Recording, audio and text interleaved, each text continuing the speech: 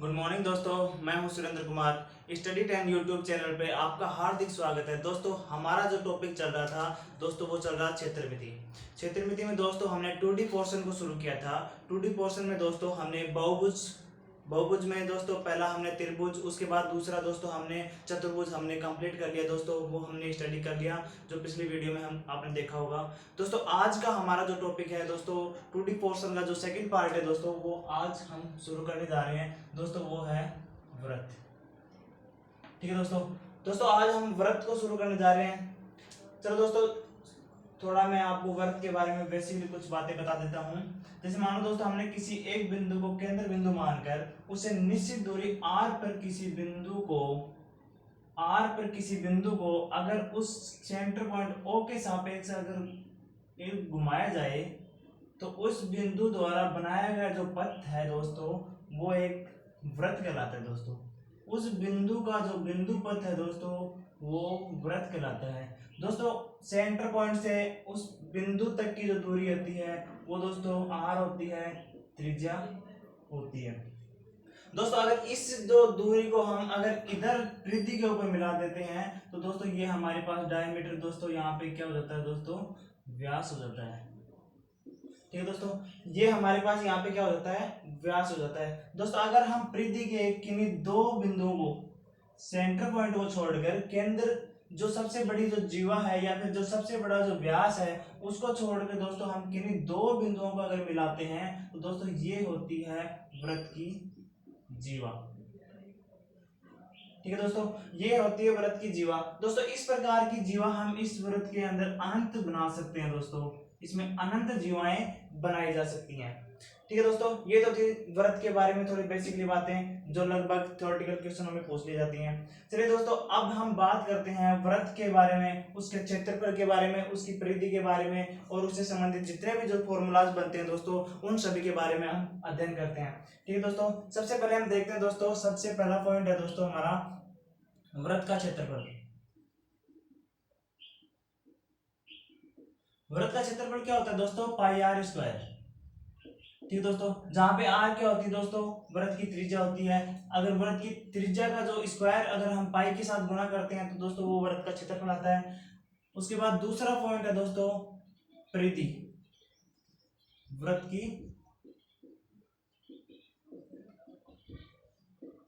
परिधि परिधि क्या होती है दोस्तों, 2 पाई आर दोस्तों। 2 पाई एक कांस्टेंट राशि है, आर उसकी क्या है, त्रिज्या है दोस्तों। ठीक है दोस्तों, ये होती है व्रत की परिधि। अब दोस्तों सबसे पहले हम इसके बाद में पहला पॉइंट हम देखेंगे कि अगर हमें क्वेश्चन में व्रत की परिधि का मान दे दिया जाए, अगर हमें क्वेश्चन में व्रत की परिधि का मान दे दिया जाए और हमें व्रत का क्षेत्रफल पूछा जाए तो दोस्तों पहला पॉइंट हमारा क्या होगा, यदि व्रत की परिधि दी जाए,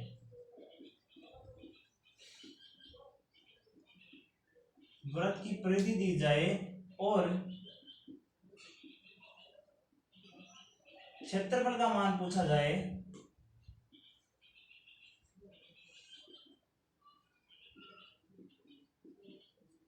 तो किस प्रकार ज्ञात करेंगे। ठीक है दोस्तों, अगर हमें परिधि देकर क्षेत्रफल का मान पूछा जाए तो हम किस प्रकार ज्ञात करेंगे। ठीक है दोस्तों, आप देखते हैं व्रत की परिधि का जो सूत्र होता है दोस्तों, वो क्या होता है, 2 पाई आर होता है दोस्तों। ठीक है दोस्तों, ये होता है व्रत की परिधि का सूत्र। ठीक है, यहां से दोस्तों हम आर का मान निकालेंगे।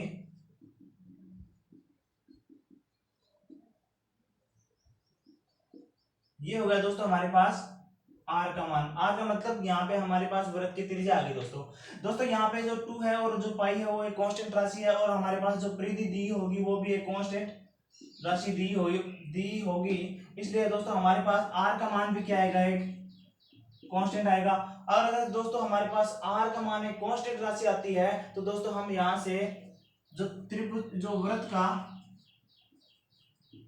क्षेत्रफल का सूत्र होता है क्या होता है दोस्तों, पाई आर स्क्वायर। दोस्तों हमारे पास अगर यहाँ पे आर का मान आ जाता है तो हमारे पास दोस्तों हमें पता है कि पाई का मान 22/7 या फिर 3.14 लेकर हम आर का मान जो यहाँ पे पुट करने के बाद दोस्तों हम इसका क्षेत्रफल निकाल सकते हैं, या फिर दोस्तों इसका जो फॉर्मूला होता है उसको हम पुट करते हैं दोस्तों। ये हमारे पास आर का मान आ गया जो वृत्त का क्षेत्रफल निकालेंगे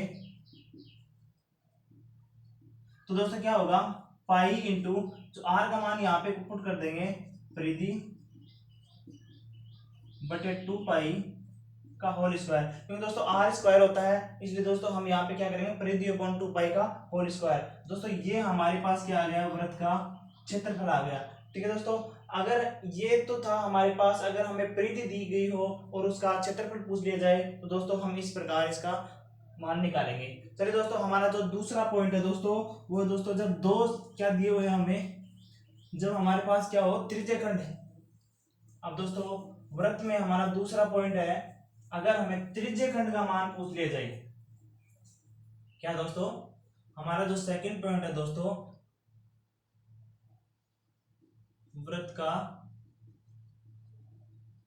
त्रिज्यखंड। ठीक है दोस्तों, चलो दोस्तों त्रिज्यखंड की जो संरचना वो बनाते हैं। ये दोस्तों हमारे पास कोई सर्किल है, वृत्त है दोस्तों, ये इसका केंद्र बिंदु है। अगर दोस्तों यहाँ से परिधि पे दो त्रिज्याएं हम इस प्रकार डालते हैं जिनका मान आर आर, दोस्तों ये हमारे पास कोण थीटा होगा। और दोस्तों ये पहला पॉइंट ए, दूसरा पॉइंट बी। ठीक है दोस्तों, ये हमारे पास क्या हो गई यहाँ पे चाप की लंबाई। दोस्तों इसे क्या बोलते हैं, चाप की लंबाई बोलते हैं या फिर चाप बोलते हैं, क्योंकि थीटा कोण से परिधि के ऊपर काटा गया जो भी चाप, जो भी क्षेत्र होता है वो चाप कहलाता है। ठीक है दोस्तों, ये हमारे पास एक त्रिज्यखंड है, ये हमारे पास ओ पॉइंट है दोस्तों। ठीक है दोस्तों, तो त्रिज्यखंड का जो क्षेत्रफल होता है,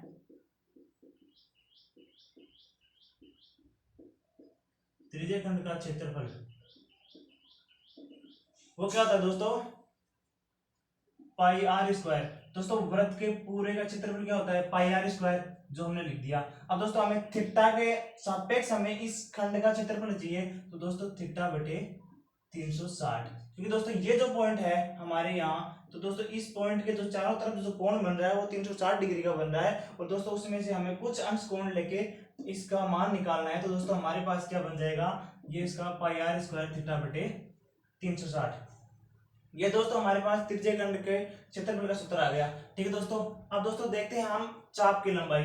दोस्तों यहां से हम चाप की लंबाई देखेंगे। यदि दोस्तों हमें इसकी लंबाई का मान पूछ लिया जाए तो क्या होगा दोस्तों, ये दोस्तों होगा, ये हमारे पास जो ये पूरी जो दे रखी है दोस्तों, ये क्या है, परिधि है दोस्तों।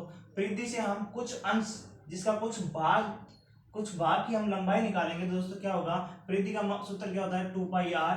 ठीक है दोस्तों, अब हमें दोस्तों इस थीटा के सापेक्ष इस परिधि का मान निकालना है, तो दोस्तों क्या हो जाएगा यहाँ पे थीटा बटे 360।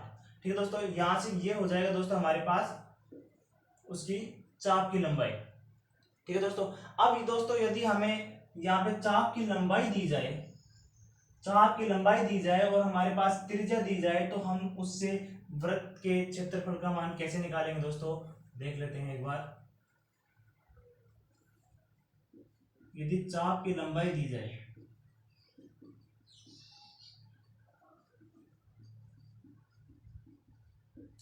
यदि चाप की लंबाई दी जाए तो वृत्त का क्षेत्रफल क्या होगा दोस्तों, 1/2 इंटू चाप की लंबाई इंटू त्रिज्या। ये होता है दोस्तों, अगर हमें एक वृत्त में या फिर त्रिज्यखंड के चाप की लंबाई दी जाए तो उससे हम उसका क्षेत्रफल, वृत्त का क्षेत्रफल किस प्रकार निकालेंगे, 1/2 गुणा चाप की लंबाई इंटू त्रिज्या से हम उसके वृत्त का क्षेत्रफल निकाल सकते हैं। चलिए दोस्तों, अब हमारा जो तीसरा पॉइंट है वो है दोस्तों, यदि हमें दो सेकेंद्रीय वृत्त दे दिए जाए, दोस्तों यदि हमें सेकेंद्रीय वृत्त दे दिए जाए तो सेकेंद्रीय वृत्तों से हम उसके जो छायांकित भाग का क्षेत्रफल किस प्रकार निकालेंगे दोस्तों, देखते हैं दोस्तों एक बार। यदि दो सेकेंद्रीय वृत्त दिए जाएं तो उनके मध्य छायांकित भाग का क्षेत्रफल,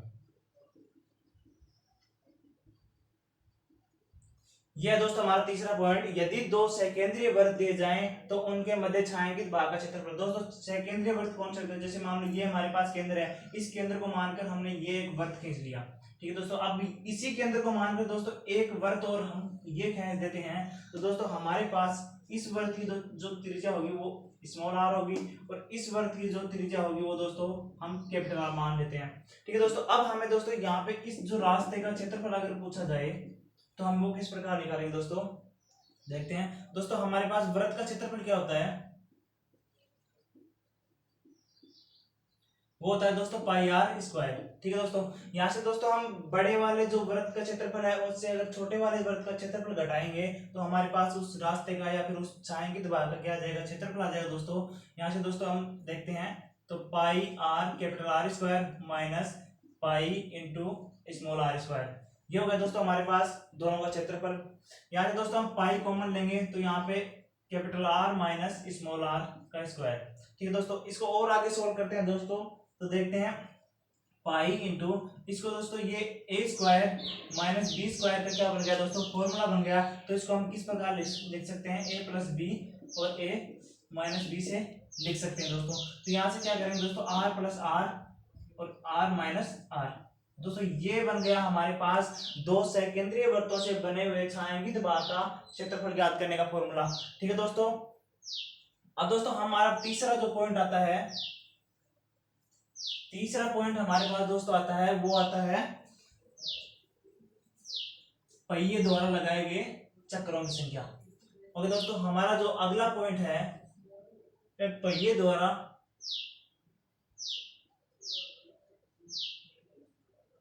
एक पहिए द्वारा लगाए गए चक्रों की संख्या, ठीक है दोस्तों। मान लो हमारे पास ये क्या है दोस्तों, ये एक पहिया है, ठीक है दोस्तों। इसकी जो परिधि है दोस्तों वो क्या हो जाएगी दोस्तों, 2 पाई आर हो जाएगी, ठीक है। अब दोस्तों यहाँ से अगर हमें पूछ लिया जाए, जैसे मान लो ये पहिया हमारा यहाँ से घूमता हुआ दोस्तों यहाँ से हमें मान लो 500 मीटर की दूरी इसने तय की, ठीक है दोस्तों। अब दोस्तों ये 500 मीटर की दूरी तय करने में इस पहिए को कितना चक्कर लगाने पड़े, अगर हमें इस प्रकार इस पहिए की हमें यदि त्रिज्या दी जाए, मान लो इसकी त्रिज्या हमारे पास क्या है दोस्तों, यहाँ पे दोस्तों इसकी त्रिज्या हम 5 मान लेते हैं, ठीक है दोस्तों। तो दोस्तों इसकी त्रिज्या 5 मानेंगे तो यहाँ पे इसका व्यास क्या हो जाएगा दोस्तों, या फिर यहाँ से इसकी जो परिधि होगी, परिधि के अंदर जो भी टोटल दूरी होगी दोस्तों, कुल दूरी के अंदर दोस्तों अगर पहिए की जो परिधि है 2 पाई आर का अगर हम भाग लगा देंगे दोस्तों, तो हमारे पास क्या आ जाएगा, कुल चक्रों की संख्या आ जाएगी दोस्तों, ठीक है दोस्तों।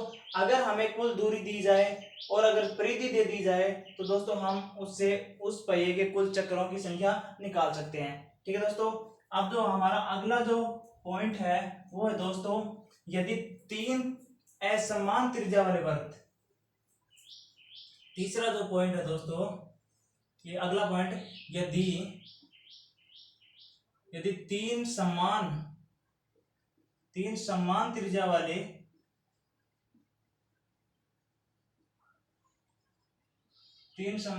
वाले वृत्त आपस में बाह्य स्पर्श करें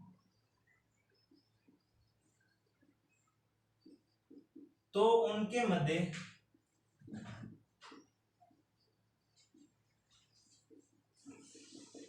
छायांकित भाग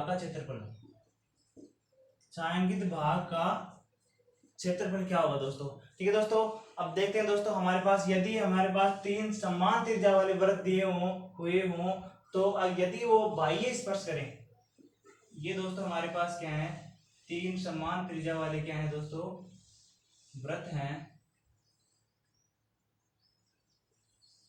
ये दोस्तों हमारे पास 3 समान त्रिज्या वाले वृत्त हैं दोस्तों, ये एक दूसरे को क्या करें, बाह्य स्पर्श करें।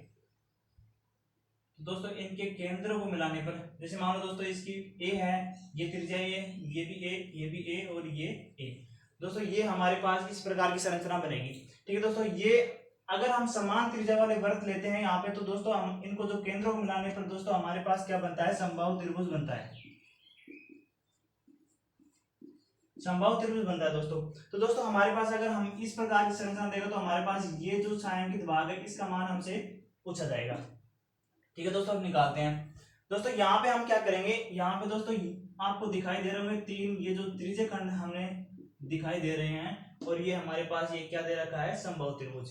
ठीक है दोस्तों, अब यहाँ से दोस्तों हम क्या करेंगे, पहले हम समबाहु त्रिभुज का क्षेत्रफल लगाएंगे। समबाहु त्रिभुज का क्षेत्रफल का सूत्र क्या होता है, समबाहु त्रिभुज का क्षेत्रफल वो होता है दोस्तों √3/4 a²। अब दोस्तों हमारे पास यहाँ पे तीन त्रिज्य खंड भी दे रखे हैं, तो दोस्तों उनको अगर हम यहाँ से माइनस करेंगे 3 इंटू त्रिज्य खंड के जो क्षेत्रफल का जो फॉर्मूला हमने देखा था πr² θ/360। ठीक है दोस्तों, अब दोस्तों हम यहाँ पे देखेंगे कि हमारे पास ये जो बन रहा है ये बन रहा है एक समबाहु त्रिभुज। अब दोस्तों समबाहु त्रिभुज में क्या होता है, समबाहु त्रिभुज में प्रत्येक कोण दोस्तों 60 डिग्री का होता है। ठीक है दोस्तों, क्योंकि इसकी जो तीनों भुजाएं हैं वो बराबर होती हैं, इसलिए उसका जो कोण बनता है वो दोस्तों 60 डिग्री का बनता है। ठीक है, तो यहाँ से दोस्तों हम इसको सोल्व करेंगे तो क्या होगा, √3/4 a² माइनस यहाँ से क्या होगा 3 इंटू पाई इंटू यहाँ पे जो a का मान क्या आएगा दोस्तों, a का मान यहाँ पे a आएगा, और यहाँ पे जो त्रिभुज के अंदर a का मान क्या आएगा दोस्तों, वो आएगा दोस्तों 2a। ठीक है, देखते हैं दोस्तों, a² थीटा का मान दोस्तों यहाँ पे 60/360। ठीक है दोस्तों, यहाँ से फिर से करते हैं 3/4 a का मान रखेंगे तो दोस्तों 2a का whole square minus 3 into pi into a² इसको कट करेंगे दोस्तों यहाँ पे क्या आ जाएगा 6। ठीक है दोस्तों, यहाँ से क्या बच जाएगा 2, ये होगा। ठीक है दोस्तों, √3/4 इसको हम वर्क करेंगे दोस्तों तो 4a² बनेगा माइनस यहाँ पे क्या बन जाएगा πa²/2। ठीक है दोस्तों, यहाँ से 4 से 4 कट जाएगा। ठीक है दोस्तों, यहाँ से क्या करेंगे दोस्तों, √3a² माइनस πa²/2। यहाँ से a² अगर हम कॉमन ले लेते हैं तो क्या बचेगा दोस्तों, √3 माइनस π/2। ये दोस्तों हमारे पास क्या बन गया, इस प्रकार के जो तीन अगर समान त्रिज्या वाले वृत्त बाह्य स्पर्श करें तो उनके मध्य छायांकित भाग का जो क्षेत्रफल आएगा उसका जो फॉर्मूला बनेगा दोस्तों वो ये होगा a² √3 माइनस π/2। ठीक है दोस्तों, ये हो गया हमारे पास तीन त्रिभुजों को बाह्य स्पर्श कराने पर। ठीक है दोस्तों, इस प्रकार हम अगर चार त्रिभुजों को बाह्य स्पर्श कराने वाले जो देखेंगे उसके अंदर दोस्तों क्या बनेगा, एक बार वो देख लेते हैं। अगला पॉइंट है दोस्तों, यदि चार समान त्रिज्या वाले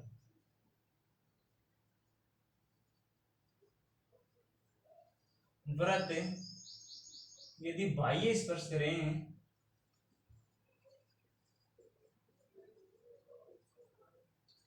तो उनके मध्य